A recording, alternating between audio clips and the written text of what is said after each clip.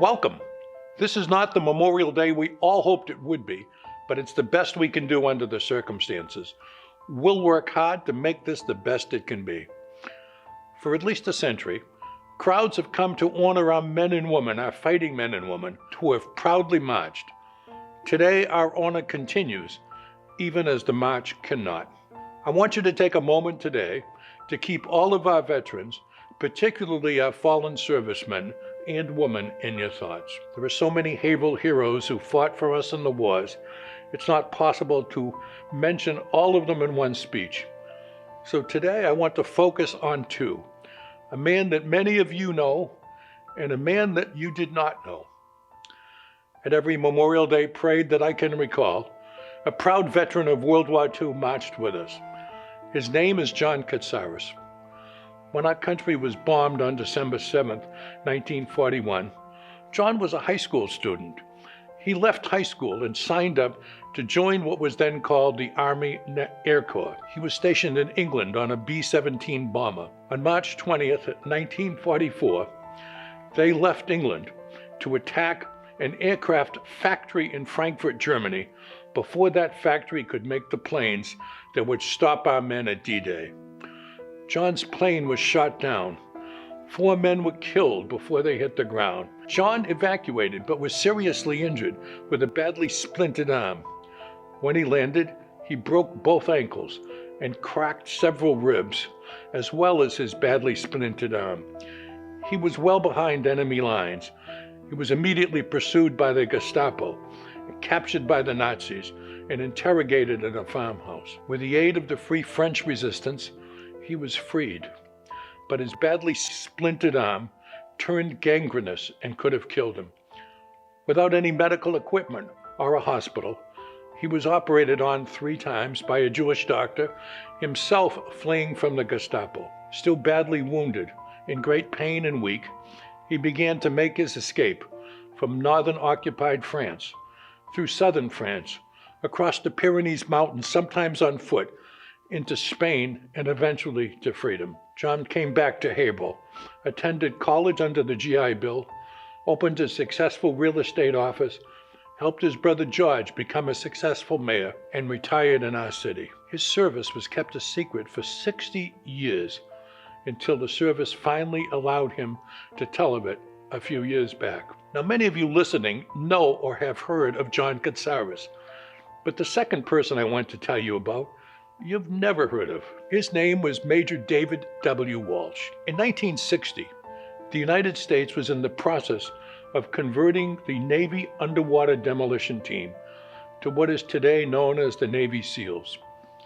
They chose one brave Marine for this mission, a young man from Haverhill, Marine Corps Major David Walsh, the only Marine on the newly formed team. The newly formed team was set out deep sea diving on a mission to train for what many feared would be a hot war with the Soviet Union, or perhaps a war with the newly emerging communist nation of Cuba. One day on a deep sea diving mission, Major Walsh developed a bubble from deep sea diving.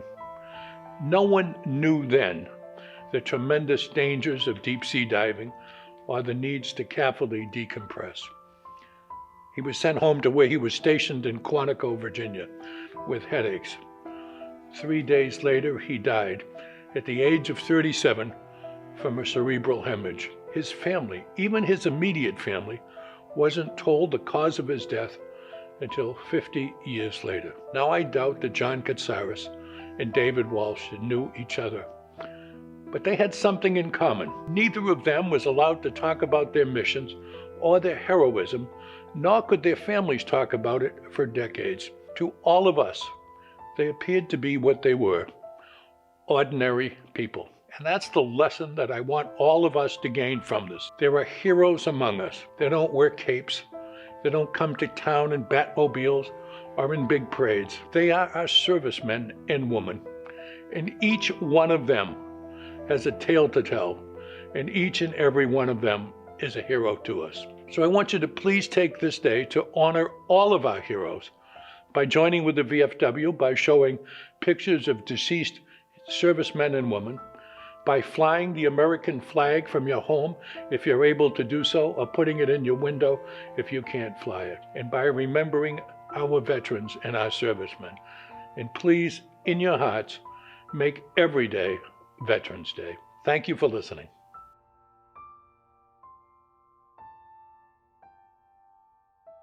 I am honored to be able to participate in this Memorial Day observation. On behalf of my fellow counselors, please know that this observance is one that we all cherish and participate in every year. It is unfortunate that the circumstances involving the COVID-19 crisis has made that traditional parade and memorial ceremony at the Linwood Cemetery impossible. Despite the inability to gather together to honor and remember those who gave their last breath in defense of this country, we can still do so as individuals and as a community. This year may look and feel different, but perhaps it will give us time to reflect more deeply on the meaning and the reasons for this day. This day was established to honor and remember those who died while serving in the United States military. In our usually busy lives, we sometimes treat this day as the kickoff to summer and not a day of reflection. Today, all Americans are encouraged on this day, Memorial Day, at 3 p.m, to take a moment of silence to remember and honor those who died in service to the nation. I invite the citizens of Haverhill to take that moment and to remember and memorialize those who gave all for their country. Thank you.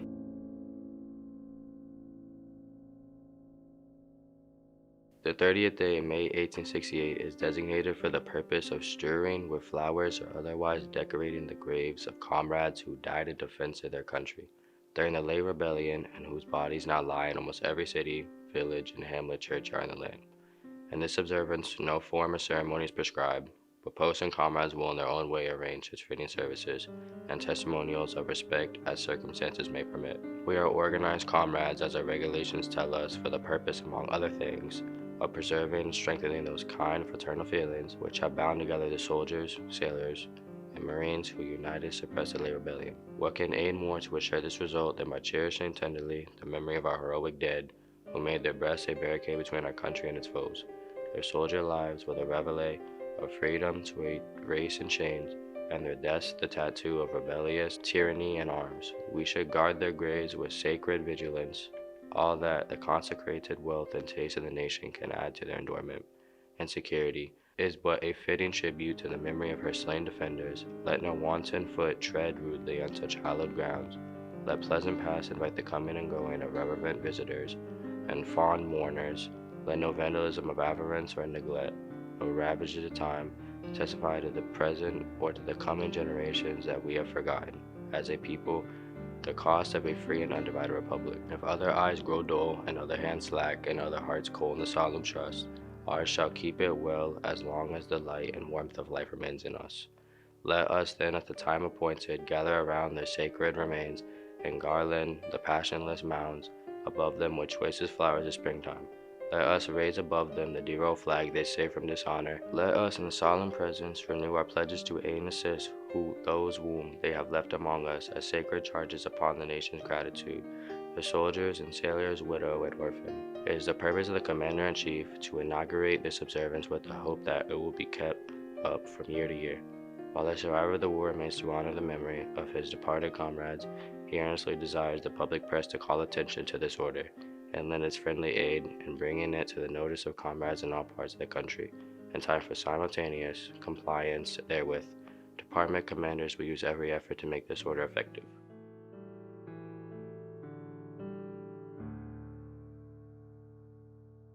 Greetings to all Haverhill residents. My name is Donald Jarvis, and I am the Junior Vice Commander for the VFW Lorraine Post 29 here in Haverhill. This year, we are dedicating our time this May to honor and remember all fallen heroes that have gone before us. This includes comrades that have been lost in action and comrades that were lost here by natural causes. This day is a special day to all of us as we consider all fallen heroes to be our brothers and sisters, regardless on uniform that they've worn or the branch of service they were in. We are all family, and with that, your loss is our loss. So we pay special tribute to remember every single fallen hero that has gone before us. Memorial Day was started back around Civil War to honor our deceased then. Today we continue it, and we'll take pride in doing it every single year. To our Gold Star families, we hold you in special remembrance and special honor as you have lost a loved one killed in action. We are with you today. If you see or know of a Gold Star family member or family, please reach out to them and be there for them during this extremely difficult time. And to those other families and friends who have lost a fallen soldier, please know that the VFW will continue to honor and hold your loved one in remembrance throughout the year. We can never pay back the debt and show our gratitude for those who were killed in action. They have paid the ultimate sacrifice. And with that said, I want to thank all residents in the city of Haverhill for coming together this year. Even though times may be different and we may be separated, we are still together in this observance to honor and remember all our veterans. With that said, thank you all. And for those who are serving currently, we thank you for your service.